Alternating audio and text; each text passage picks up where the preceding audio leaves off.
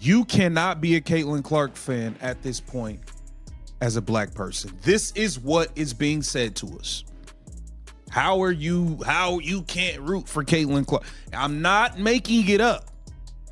There's people who are just blatantly telling us we can't enjoy a white basketball player. That's not hyperbole. That's not an exaggeration. What you just heard is the actual conversation happening right now in WNBA fan spaces. Black fans are being told they cannot support Caitlin Clark. Not shouldn't, cannot. And if you think this is just some fringe opinion on social media, you're about to see how deep this divide really goes. Listen to this. Just listen to this. Messages for my fellas. Look, read the room, please. Please read the room.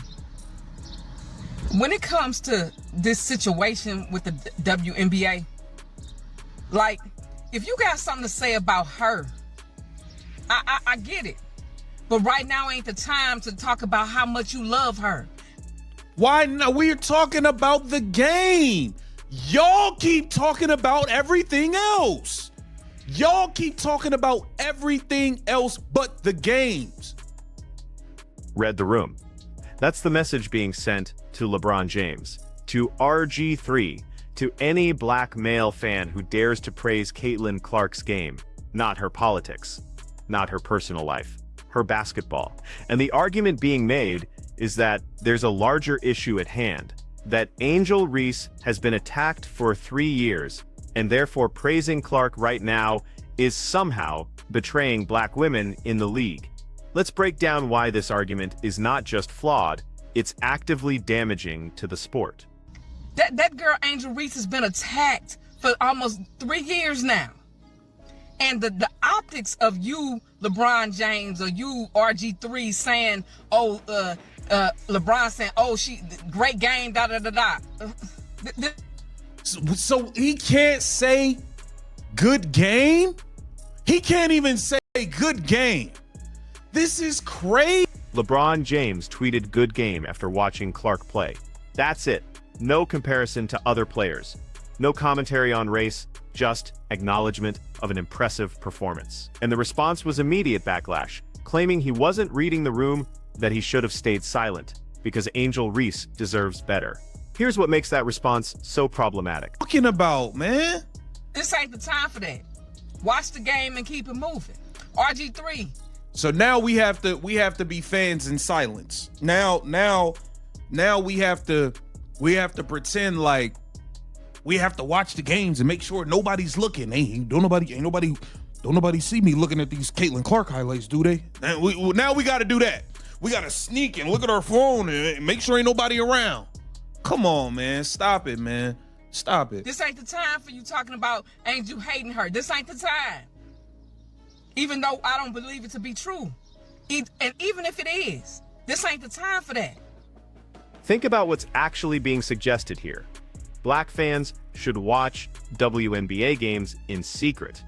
They should hide their appreciation for certain players. They need to check who's around before pulling up Caitlin Clark highlights on their phone. This isn't about protecting anyone. This is about policing fandom based on skin color. And the person making this argument even admits they don't believe the claims about Angel Reese hating Clark are true, but says it doesn't matter because there's a larger issue. That's where this entire argument falls apart. I'd rather the bear than the man.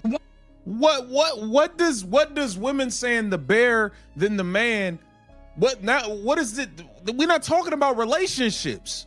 We are not talking about relationships or we're talking about basketball. And this is a perfect example of why a lot of men don't even watch women's sports. The comparison to relationship dynamics between men and women, the claim that this is why women would rather encounter a bear than a man in the woods. We've gone from discussing basketball performance to making sweeping statements about gender relations. This is exactly the problem. The WNBA finally has mainstream attention, record viewership, genuine excitement about the product on the court, and instead of celebrating that, we're being told that appreciating the wrong player makes you a bad person.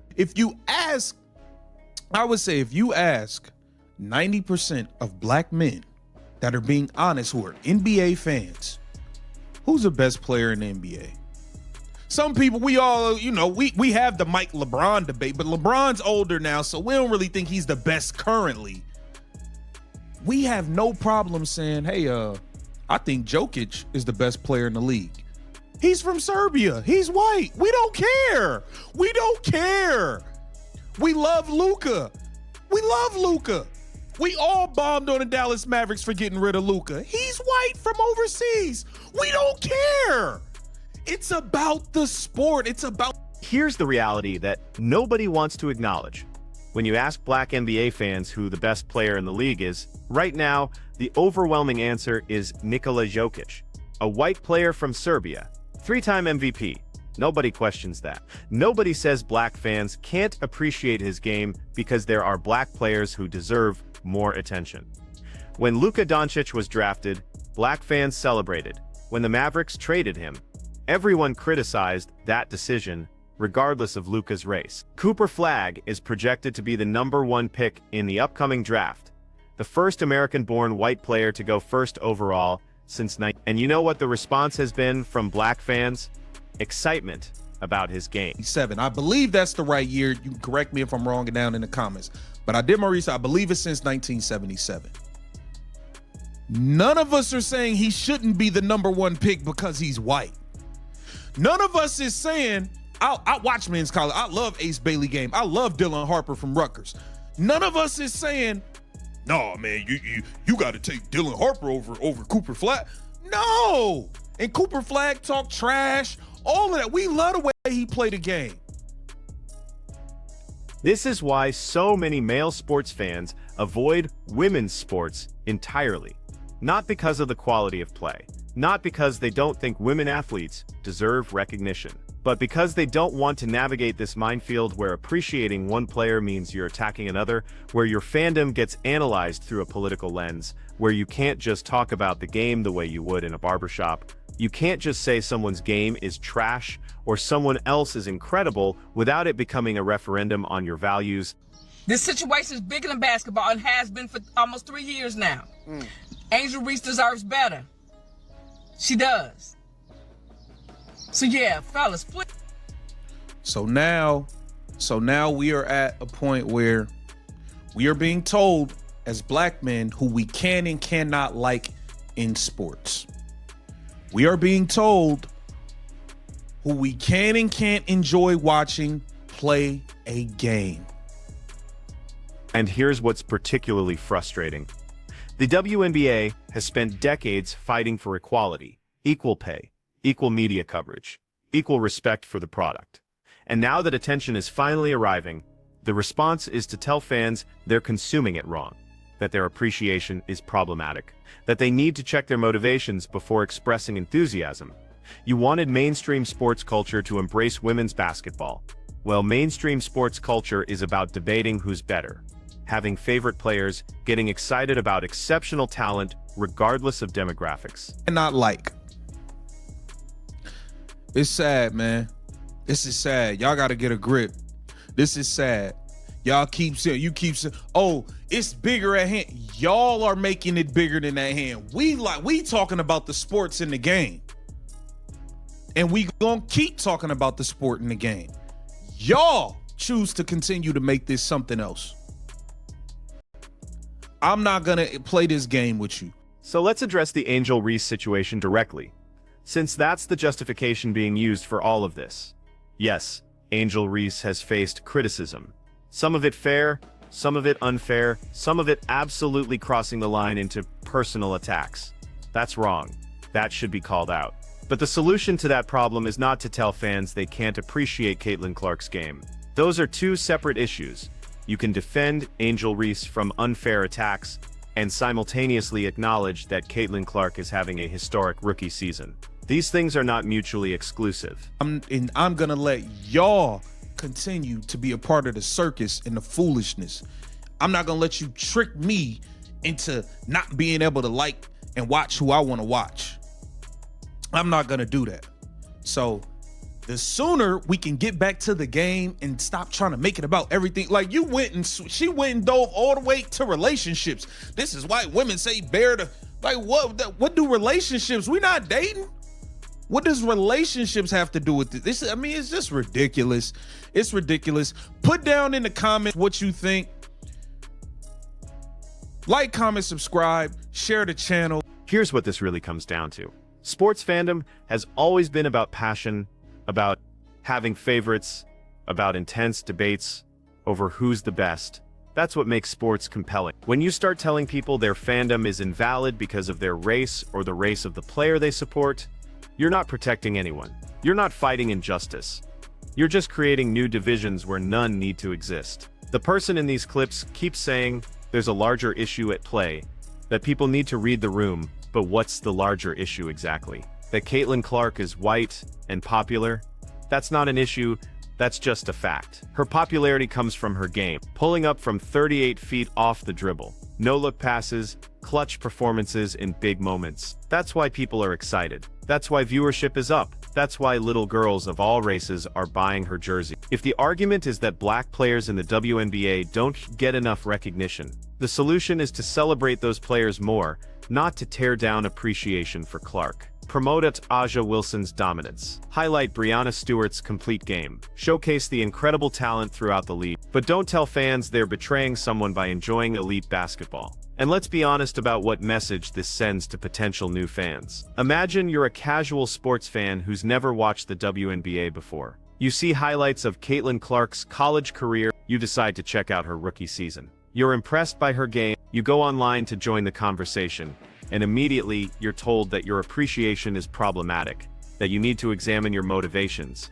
that you're part of the problem if you're not equally enthusiastic about other players. How likely are you to stay engaged with that league? The WNBA has a once-in-a-generation opportunity right now. Mainstream attention, rising viewership.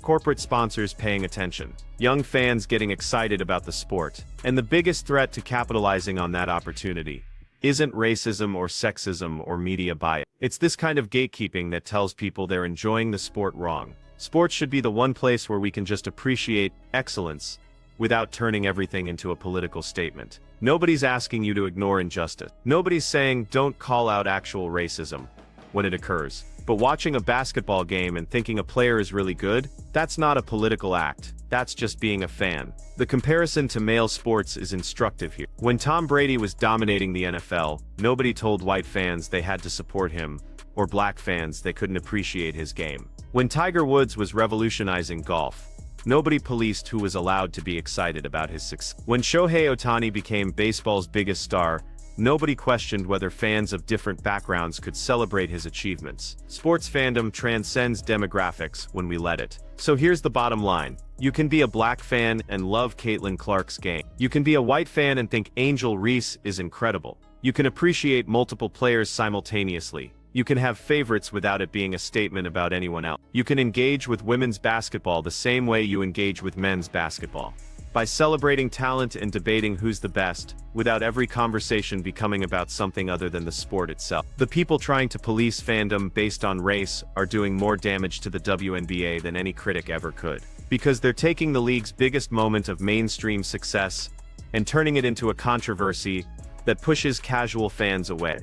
They're taking genuine excitement about the product and making it exhausting to participate in the conversation. They're taking a sport that should unite people around shared appreciation for athletic excellence and dividing it along racial lines that have nothing to do with what's happening on the court. So no, black fans don't need to read the room. They don't need to hide their appreciation for Caitlin Clark.